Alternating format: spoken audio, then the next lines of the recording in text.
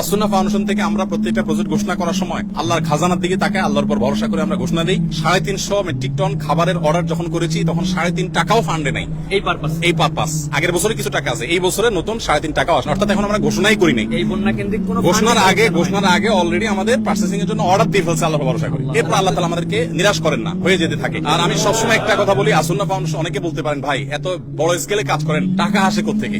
আপনারা অবাক হবেন যে গত 24 ঘন্টায় 3 লক্ষের বেশি ডিলিংস হয়েছে, অর্থাৎ 3 লক্ষের বেশি ট্রানজাকশন হয়েছে। মানুষ 3 লক্ষের বেশি মানুষ টাকা দিয়েছে, কেউ 5 টাকা, কেউ 1 টাকা, কেউ 500 টাকা, কেউ 50,000, 1 লাখ টাকা। আমাদের এখানে কোনো বড় লোকের টাকা ফাউন্ডেশন চলে না। অনেক বড় বড় শিল্পপতিরা পার্সোনালি আমাকে ফাউন্ডেশনের পুরো প্রজেক্টের দায়িত্ব নিতে চেয়েছে। আমি বিনয়ের সাথে বলেছি আপনি দোয়া করেন, ফাউন্ডেশন সর্বসাধারণ টাকা চলবে ইনশাআল্লাহ। কাজের জন্য এখানে হাজার হাজার মানুষ আসছেন, সকাল থেকে হাজার হাজার মানুষ, কত হাজার মানুষ আসছে আমরা জানি না। দুপুরে আমরা 1000 মানুষকে খিচুড়ি রান্না করে খাইয়েছি, জুমার সময় যারা ছিলেন। তবে জুমার আগে অনেকে কাজ করছেন, চলে গেছে, নতুন করে অনেকে আসছেন। আলহামদুলিল্লাহ, এটা বাংলাদেশের মানুষের জন্য বিশাল বড় একটা অনুপ্রেরণার বিষয় যে আমরা যে কোনো দুর্যোগে ঝাঁপিয়ে পড়ি। আলহামদুলিল্লাহ, আমাদের আজকে যে সমস্ত মালামাল প্যাকেজিং কমপ্লিট হয়েছে সেটা 2 ভাবে হয়েছে। এখানে যেগুলো হয়েছে এগুলো হলো সব ভারী খাবার, চাল, ডাল, তেল, চিনি, লবণ। এগুলো ইনশাআল্লাহ আমরা আগামীকালকে পাঠাবো, কারণ এই মুহূর্তে বন্যার্তদের প্রয়োজন হলো সবচেয়ে বেশি হলো উদ্ধার তৎপরতা, যেটা আসলে প্রশিক্ষিত লোকবল ছাড়া সম্ভব না। সো ওইটা এখন বাংলাদেশ সেনাবাহিনী এবং অন্যান্য বাহিনী সদস্য ভাইরা তারা অক্লান্ত পরিশ্রম করছেন হেলিকপ্টারে বিভিন্ন ভাবে মানুষকে উদ্ধার করার জন্য। কিন্তু উদ্ধার করার সাথে সাথে তাদের যে খাবারের প্রয়োজনটা হবে, শুকনা খাবার,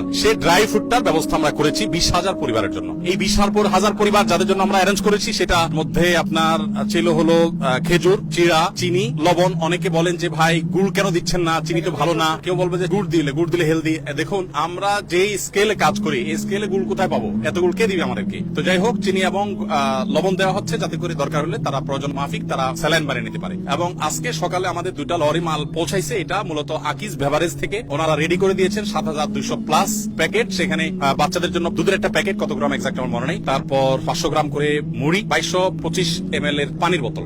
এগুলো 7200 প্লাস প্যাকেট আজকে পৌঁছাই গেছে এবং সেটা মহিপালে যে সেনাবাহিনীর ক্যাম্প আছে সেখানে আমরা হ্যান্ড ওভার করেছি এবং তাদেরকে আমরা অনুরোধ করেছি যে রিমোট এরিয়াগুলোতে তারা হেলিকপ্টার যোগে দ্রুততার সাথে যেন পৌঁছায় দেয়। আমাদের লোকজন সেখানে আছে, সেগুলো ডিস্ট্রিবিউশন চলছে। আর এর বাইরে গত বুধবার সন্ধ্যায় আমরা 3টা গাড়ি পাঠিয়েছি আমাদের এখান থেকে। একটা গাড়ি ফেনীতে গিয়ে পৌঁছাইছে, সেটা ডিস্ট্রিবিউশন হয়ে গেছে। আর 2টা গাড়ি সেগুলো মহিপালের কাছাকাছি পড়ে আছে আজকে 2 দিন প্রায় এক জায়গায়। সামনে পানির রাস্তা যেতে পারছে না, আবার পেছনে অনেক গাড়ি ব্যাকও করতে পারছে না। যারা গাড়ির সাথে গেছে তারা বুধবার সন্ধ্যা থেকে এখনো পর্যন্ত স্টিল নাও তারা গাড়ির সাথেই আছে। তো এই ত্রাণের কাজ আমরা অনেকে করতে আনন্দ পাই, ভালো কথা, কিন্তু এটা খুব সংগ্রামেরও কাজ, অনেক বড় যুদ্ধ এখানে। আমাদের আজকে যে কাজগুলো হয়েছে সেগুলো আমরা আনুমানিক বলতে পারি 1/5, 5 ভাগের 1 ভাগ কাজ। আমরা যে কাজটা করতেছি সেটা হলো আপনার আনুমানিক 700 মেট্রিক টন এখনো পর্যন্ত যেগুলো কেনা হয়ে গেছে। আমরা 500 টনের বেশি কিনেছি কালকে, আজকে আরো কিছু প্লাস করার পর 700 প্লাস হয়েছে। এই 700 প্লাস টন যে মাল আমরা কিনেছি তার হয়তো 5 ভাগের 1 ভাগ পাঠানো হয়েছে বা প্যাকেজিং এর জন্য এখানে আসছে, আর বাকিগুলো কালকে আসবে, পরশু আসবে ধাপে ধাপে, এবং এইটা হয়তো আরো 200-300 বা 400 টনে রূপান্তর হবে ইনশাআল্লাহ বিসমিল্লাহ।